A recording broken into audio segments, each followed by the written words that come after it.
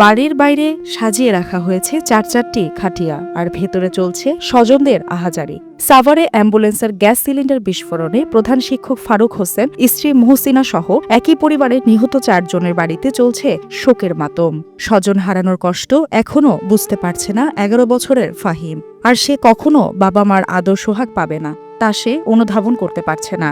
বাড়ির ভর্তি লোকজনের দিকে ফ্যালফ্যাল করে তাকিয়ে রয়েছে ছোট এই শিশুটি।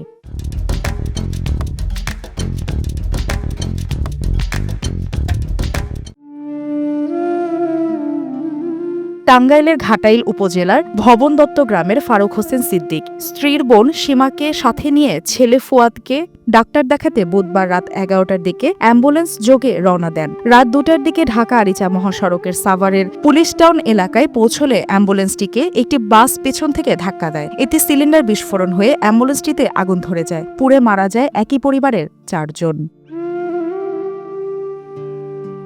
এদিকে তাদের মৃত্যুর খবর গ্রামের বাড়িতে পৌঁছলে কান্নায় ভেঙে পড়ে স্বজনরা। শোকের ছায়া নেমে এসেছে পুরো এলাকায়। ছেলেটা অসুস্থ ছিল, বাবা মা আর খালা 4 জন মিলা হাসপাতালে যেতেছিল ডাক্তার দেখার জন্য। রক্ত শূন্যতা রোগী আসছিল, এটাই শুনছি।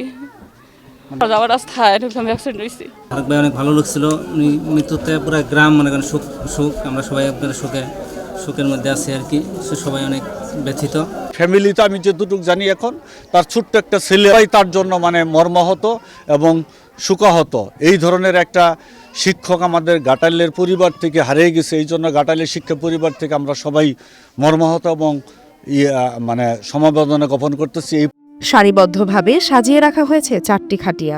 সামাজিক কবরস্থানের পাশাপাশি কাটা হয়েছে 4টি কবর। এলাকার শোকের মাতন দেখতেই পাচ্ছেন আপনারা যে এত বড় দুর্ঘটনা আমাদের এলাকায় আজও পর্যন্ত ঘটেনি। আমার জানা মতে এই প্রথম একই পরিবারের থেকে 3 সদস্য একই টাইমে মৃত্যু।